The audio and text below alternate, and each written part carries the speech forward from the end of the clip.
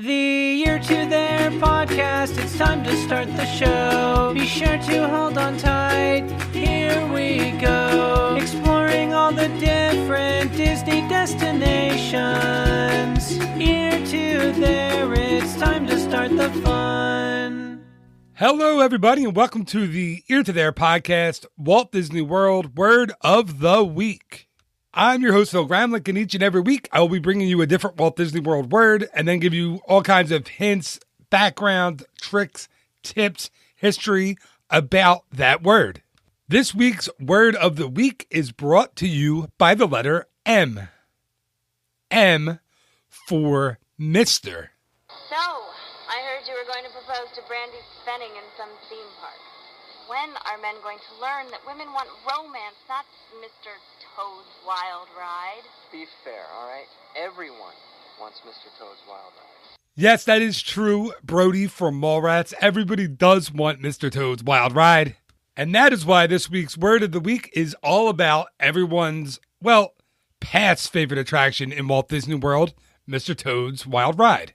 And yeah, this attraction is no longer in Walt Disney World, but I think it's important to kind of go back in time to take a look at what it was. So to truly get a sense of what Mr. Toad's Wild Ride was in Walt Disney World, we have to get in the DeLorean, crank it up to 88 miles an hour, and go all the way back to July 17th, 1955, and the opening of Disneyland. You know what? Wait, don't get out of DeLorean yet.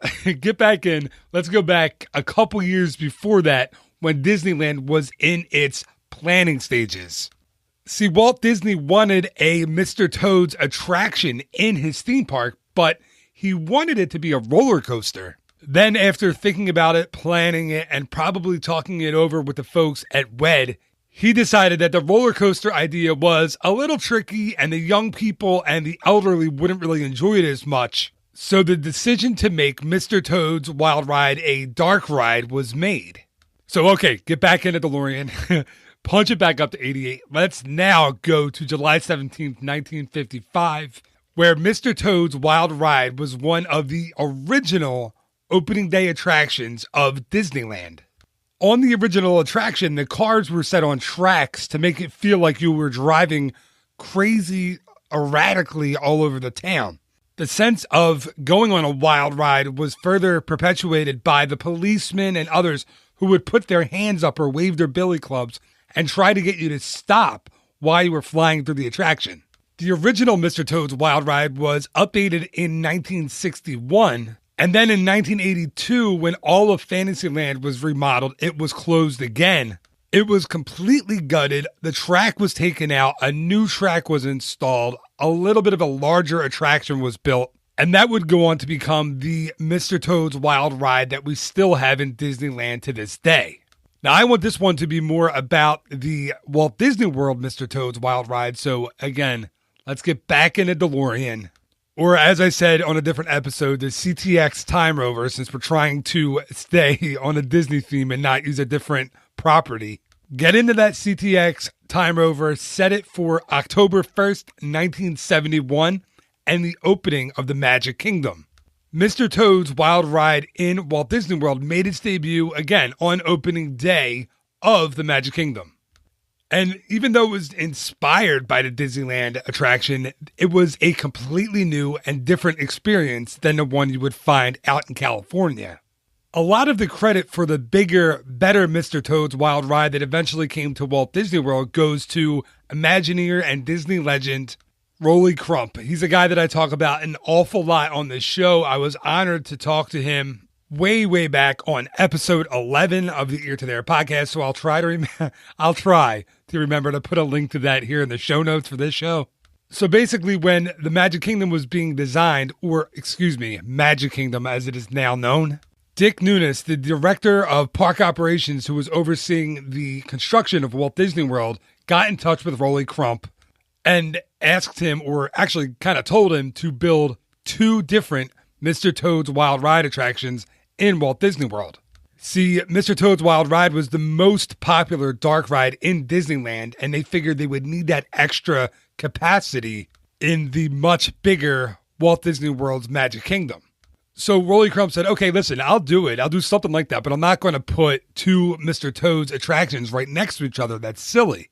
So he decided instead to build one attraction with two different tracks that would give riders two different experiences depending on which side of the queue you decided to enter that day. Rolly Crump wanted to make two different experiences that were only 25% similar, so that when members of the same family got off the attraction, they could compare notes and talk about the different things everyone saw. When asked about it, Rolly Crump said, quote, I was playing with people's heads on it. That's why I wanted two different stories, end quote. And if you listen to that episode, or if you've read Rolly Crump's book, which is, funnily enough, titled It's Kind of a Cute Story, you know that Rolly loves telling stories. Another thing that made the Walt Disney World version of Mr. Toad's Wild Ride stand out was the color scheme and the effects that were used. And these really stood out because of the work of Rolly Crump. Rolly had come up with the idea for the colors and for the props years earlier for his Museum of the Weird attraction in Disneyland. But as we all know, unfortunately, the Museum of the Weird was never actually built. So Rolly used a lot of those color schemes and the concepts in Mr. Toad's Wild Ride in the Magic Kingdom. As a matter of fact, Magic Kingdom's version of Mr. Toad had really the only elements of Rolly Crump's Museum of the Weird on any attraction that Disney's ever built. Sure, later on, some of his ideas were added to the extended queue outside of Haunted Mansion, but Mr. Toad's Wild Ride was really where those ideas actually found a home. In kind of a cool piece of Disney World history, the original Mr. Toad's Wild Ride vehicles only had one row of seats. I can remember these vehicles from my first trip in 1991 and how cool it was to get on a vehicle that kind of whipped around the corners and was really gave you the feeling of being out of control. When the attraction went down for a refurb in 1993, those vehicles were removed and were replaced by vehicles with two rows of seats, which helped the attraction handle a higher capacity, but also made it lose a little bit of its charm in the process. Unfortunately for Mr. Toad's fans, in 1997, the Orlando Sentinel leaked a story that Mr. Toad's Wild Ride was slated to be closed. Huge fans of the attraction started letter writing campaigns. They started these things called toad-ins, where they would sit or stand in front of the attraction for hours and come back day after day to try to help save the attraction. But unfortunately, the higher-ups, the powers that be, had made their decision, and they decided that Winnie the Pooh was going to go on to replace Mr. Toad's Wild Ride in the Magic Kingdom. So unfortunately for all of Mr. Toad's fans, the attraction was permanently closed on September 7th of 1998. Now, that doesn't mean that Mr. Toad is completely wiped out from Walt Disney World these days, though. There's a couple spots where you can look for him and still find him. While riding the many adventures of Winnie the Pooh in the Magic Kingdom, look for a painting that depicts Owl from Winnie the Pooh receiving the deed for the building from J. Thaddeus Toad himself. Also, after you exit the attraction of the Haunted Mansion, look to your left and there will be a pet cemetery. Up on the hill at the top of the pet cemetery is a tombstone that is in the likeness of J. Thaddeus Toad. And of course, if you want to get your Mr. Toad fix, you can always go out to Disneyland in California, where the ride still is in operation to this day. Or you could take a spin on the Storybook Land canal boats and look for Toad Hall along the banks of the Storybook Land Canal.